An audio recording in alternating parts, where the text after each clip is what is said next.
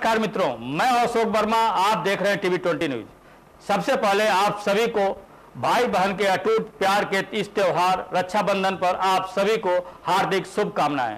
अब हम रुख करते हैं खबरों की तरफ।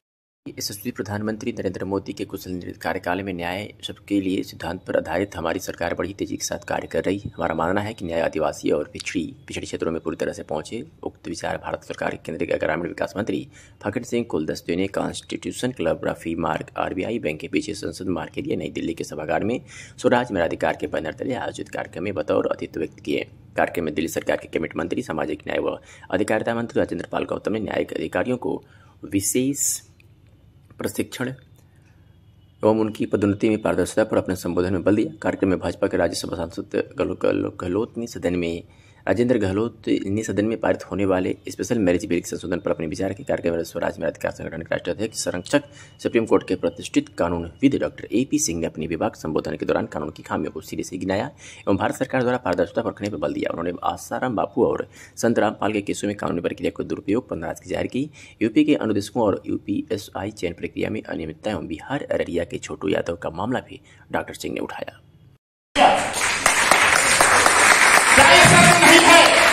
धर्मांतरण की बात की गई, कानून बनाने की बात की गई। हमारे आदरणीय अशोक गहलोत जी का, राजेंद्र गहलोत जी का बिल जाएगा, उसमें समाधान होगा। लेकिन आसाराम बापू सांसद नहीं थे, वो किसी राजनीतिक पद पर नहीं है।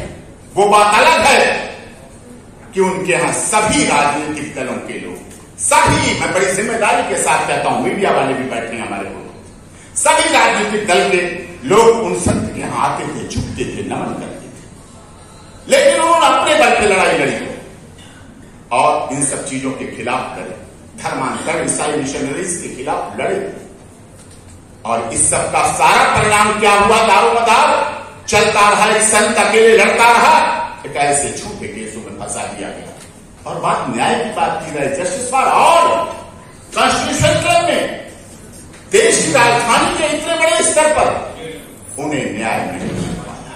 उम्र के इस पड़ाव में आप रिकॉर्ड निकाल के दे दीजिए मुझे, इतनी उम्र का अगर कोई व्यक्ति जेल में हो, हार्डकोर क्रिमिनल, हैबिचुअल, मैं तो सुप्रीम कोर्ट वकालत करता हूं, हमारे PP साहब बैठे, चीफ PP साहब, हमने इससे सीखा, 25 साल में देखा है।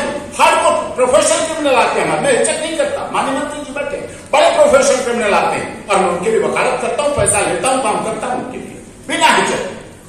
लेकिन क्या वो हार्डकोर क्रिमिनल है, हैबिचुअल ऑफेंडर है, प्रोफेशनल ऑफेंडर है? कोरोना काल में सबको छोड़ा गया, बड़े बड़े हार्डकोर क्रिमिनल को छोड़ा गया। High power committee, supreme court की गाइडलाइन थी, ऑनरेबल हाई कोर्ट की हाई पावर कमेटी की गाइडलाइन थी, लेकिन संत आसाराम बापू जी को नहीं छोड़ा।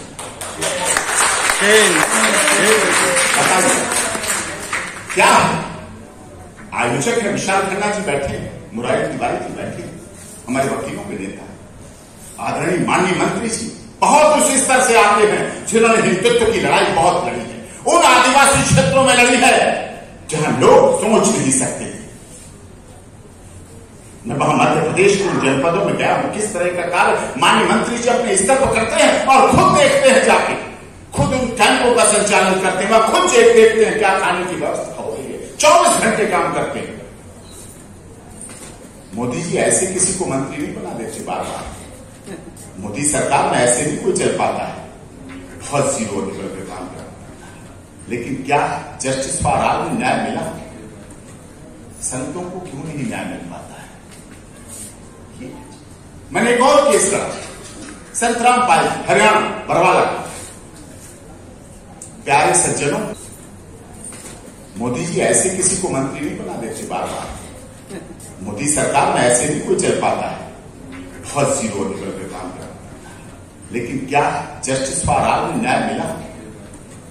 संतों को क्यों नहीं न्याय मिल पाता है? मैंने एक और केस करा, संत रामपाल, हरियाणा, बरवाला। प्यारे सज्जनों, मुझे 1 साल 12 जुवेनाइल बच्चों को, 12 जो बच्चे थे PP साहब, उनको मुझे 1 साल जुवेनाइल सिद्ध करने में लग गया कि ये बच्चे हैं साहब, बच्चे हैं। 1 साल बाद सिद्ध हुए कि वो बच्चे, उन्होंने जेल से बुला के डेलिवेंट उसको ऑब्जर्वेशन होम में रखा गया। 1 साल मुझे लग गया। 18 नेपाली नागरिक जो आए थे बरवाला, उसमें वहां आए थे उनके यहाँ, रामपाल जी के यहाँ 18 नेपाली नागरिकों पर देशद्रोह की धारा लगाई गई। नेपाली नागरिकों पर लिखा गया चार्जशीट में नेपाली नागरिक, और भारत में लगा दी कि देशद्रोह धारा। 1 साल लग गया मुझे सिद्ध करने में, हटवाने में कि देशद्रोह नहीं बनता साहब, नहीं बनता, इन पे नहीं बनता, ये नेपाल के हैं, भारत के है ही नहीं।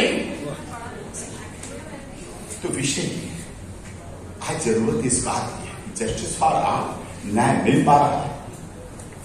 अभी अररिया में छोटू यादव, आरती यादव का प्रकरण हुआ, घर बुला के मार दिया गया छोटू यादव को। पुलिस काम कर रही है, मीडिया हाईलाइट ज्यादा नहीं हो रहा है अपने स्तर पे, लेकिन क्या छोटू यादव के परिवार वालों को न्याय मिल पाएगा? समाज कॉन्स्टिट्यूशन क्लब से मैं कह रहा हूं, जस्टिस फॉर ऑल भी कह रहा हूं, क्या न्याय मिल पाएगा? लेकिन ये प्रयास आदरणीय मोदी जी अपने स्तर पर कर रहे हैं, लेकिन मोदी जी प्रधानमंत्री, उन्हें देश भी देखना, विदेश भी देखना, पाकिस्तान भी देखना, चाइना भी देखना, डोकलाम भी देखना, श्रीलंका भी देखना, बांग्लादेश भी देखना, सब कुछ देखना है। वो कहां तक कर रहे हैं?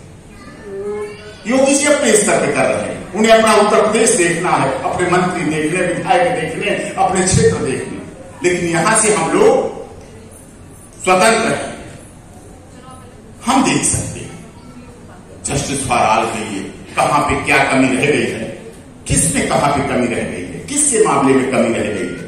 हमें ये सोचना पड़ेगा, हमें देखना पड़ेगा। हमें यहां व्यक्तिगत बात विवाद में नहीं लगना है कि राजनेता क्या कह रहे हैं, कौन सी पार्टी का क्या कह रहा है। ऐसे कमियां निकालें तो ग्रंथ लिख जाएंगे, किसकी कमियां, किसकी अच्छाइयां। कोई दुनिया में ऐसा नहीं जो पूर्ण हो, कोई इंसान नहीं, कोई देश का राष्ट्रपति से लेकर न्यायाधीश, supreme court, honourable chief justice, honourable high court, कोई दुनिया का ऐसा नहीं है जो पूर्ण हो और